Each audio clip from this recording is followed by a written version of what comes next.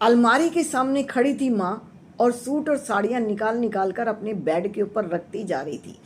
कमरे के अंदर दोनों माँ बेटियां थी और दोनों ही मौन थी। क्योंकि देख तो सही, ये साड़ी तुझे कैसी लग रही है, और ये देख सूट तेरे पापा जी तेरे लिए लेकर आए हैं। 2 सूट है, तुझे जो अच्छा लगे वो ले ले, और तुझे दोनों पसंद आए तो वो भी ले ले। और तभी अपने पति को आवाज दी थी, सुनते हो जी, इसके लिए 5 किलो आम भी लेते आना। आजकल दशहरी आम बहुत अच्छे चल रहे हैं ना, इसके लिए लेकर आओ, बच्चे खाएंगे और नाना को याद करेंगे। तभी उधर से पापा ने कहा था, 5 किलो क्यों, मैं अपनी लाडो रानी के लिए 10 किलो लेकर आऊंगा। और बताओ इसके लिए और क्या क्या लेकर आना है। सुनो, इसको मीठे में ना रसगुल्ले बहुत पसंद है, इसके लिए मिठाई के 2-3 डब्बे भी लेकर आओ। और सुनते हो, मुझे ना तुम थोड़े से पैसे और दे दो। बताओ तो सही, कितने पैसे देने हैं। मैं चाहती हूँ कि आप इसको 1100 रुपये इसे दो, 1100 रुपये मेहमान को दो, और इसकी सास के लिए भी दो। कैसी बातें कर रही हो, इतने दिनों बाद आती है, साल में एक बार ही तो इतना आना होता है। 1100 रुपये कौन देता है। कौन सा तुम इसे कन्यादान दे रही हो। कन्यादान थोड़ी दे रहे हैं, हम अपनी बेटी को मिलाई दे रहे हैं, और मिलाई तो इतनी अच्छी होनी चाहिए ना जो अपनी पसंद से कुछ ले सके। 1100 रुपये में आजकल क्या आ जाता है, 1100 रुपये देकर इसको विदा करोगी। सुनो, मैं अभी लेकर आता हूँ। और अपने पर्स से निकाले थे और ये कहा था, बता बेटा तुझे क्या क्या खरीदना है जो तेरे मन में आता है। पापा जी, मुझे कुछ नहीं चाहिए, मम्मी ने वैसे ही मुझे बहुत कुछ दे दिया है। अरे बेटा, बेटियां तो लड़ झगड़ कर लेकर जाती हैं और तू कुछ भी मना कर रही है। नहीं पापा जी, अभी भाभी भी बहुत कुछ दे रही है, भाभी ने भी बहुत कुछ निकाला है। सुन, सब देंगे, अपनी अपनी जगह देंगे, लेकिन जो बाप देगा वो उसके जैसा तो कोई नहीं दे सकता ना। ले ये पकड़, ये तेरे 5100 रुपये तेरे हैं और 5100 रुपये दामाद के हैं। क्या वो आज शाम को आएगा क्या। हाँ पापा जी, आज वो आएंगे। अच्छा, जो तेरे वो आएंगे तो तेरे वो को क्या क्या पसंद है खाने में ये बता। पापा जी, वो बहुत कुछ खुश रहते हैं और हर चीज़ खा लेते हैं, वो किसी चीज़ को मना नहीं करते हैं। फिर भी क्या बनवा दूँ, क्या शाही पनीर बनवा दूँ। सुन बेटा, बहू भी बड़े खुश होकर बनाती है, उसने भी कभी मुंह नहीं बनाया है। मुझे तो एक ही चीज़ अच्छी लगती है, जब भी तू आती है ना, बहू बहुत खुश हो जाती है, उसे भी जैसे कोई सहेली मिल जाती है। मैंने खूब अच्छे से देखा कि तुम दोनों कैसे बैठकर टीवी एंजॉय करती थी, कैसे खाने बनाती थी। ना कभी तूने कभी मुंह बनाया, ना ही कभी बहू ने मुंह बनाया।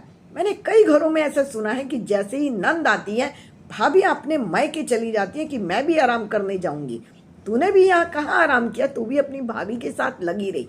मुझे अपना परिवार हमेशा इसीलिए ही अच्छा लगा, जो तेरी माँ ने तुझे सिखाया, तूने वो चीज़ सीखी। तेरी माँ ने तेरी भाभी को भी जो सिखाया, तेरी भाभी ने भी वो चीज़ें सीखी हैं। मुझे बहुत अच्छी लगती है तुम दोनों की ये आदतें। तेरी माँ कैसे घर संभालती है, मैं नहीं संभाल पाता। इसके सामने पैसे क्या होते हैं, कुछ भी नहीं होते। और सुन, तेरा भाई भी तेरे लिए कुछ लेकर आएगा क्या, उसने भी कुछ कहा है क्या तुझे।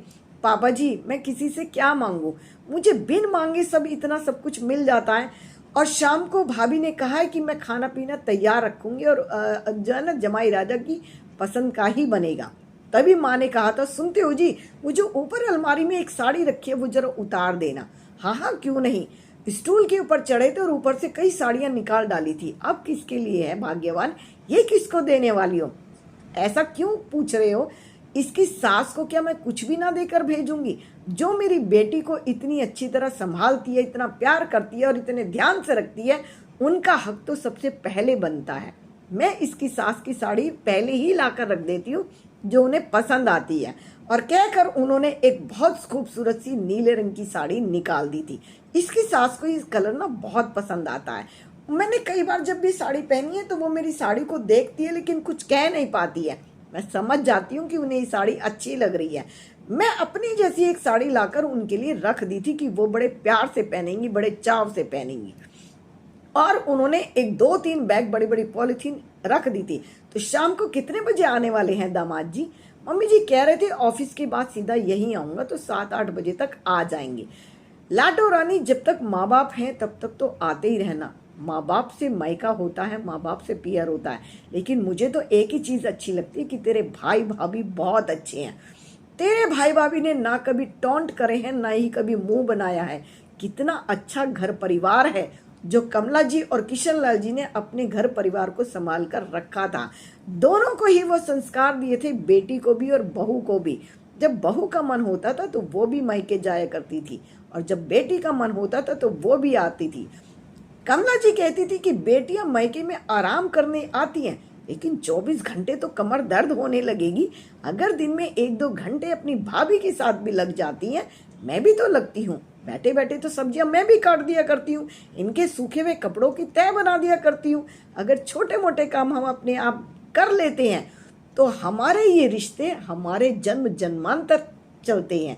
वो क्या रिश्ता कि छुट्टियों में आने से पहले भाभी मुंह बनाकर बैठ जाए, और छुट्टियां तो हर साल आएंगी ना, छुट्टियां तो हर बार होएंगी ना, तो ऐसे रिश्ते किस काम के जिनके आने से पहले मुंह बनाकर और मुंह फुलाकर बैठ दिया जाए।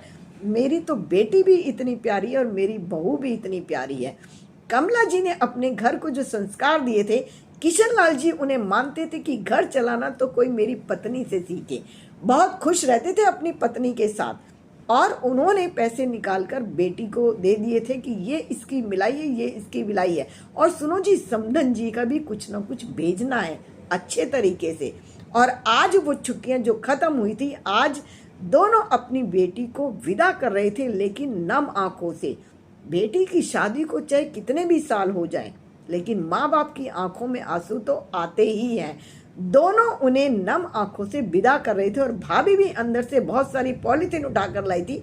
दीदी, आपको पता है, हम दोनों ने जो मिलकर पापड़ बनाए थे, हम दोनों ने जो मिलकर कचरियाँ बनाई थी, हम दोनों जो मिलकर अचार डाले थे, जो मम्मी जी ने हमें सिखाए हैं, उनमें से क्या मैं सारे के सारे रख लूँगी? नहीं ना, हम दोनों ने बनाए थे, तो ये दोनों भाई बहनों के लिए हैं।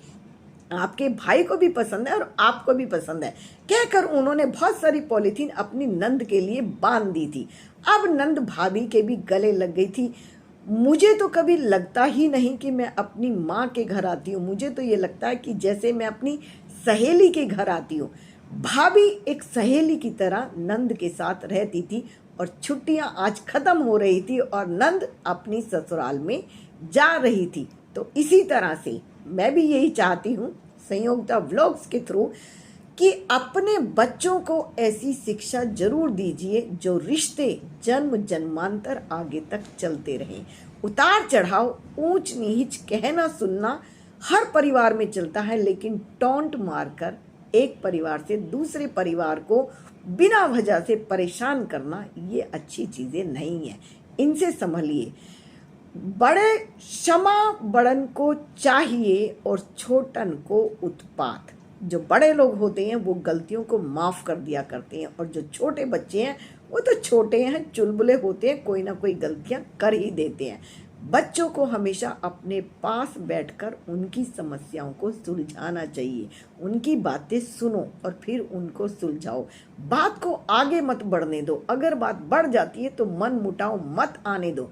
दोनों को बैठकर समझाओ, चाहे बेटी है चाहे बहू है। चाहे तो दोनों को एक साथ बिठाओ, चाहो तो दोनों को अलग अलग बिठाओ। दोनों को बिठाकर समझाने से रिश्ते आगे तक चलते हैं। कमला जी ने अपने परिवार को समझा रखा था।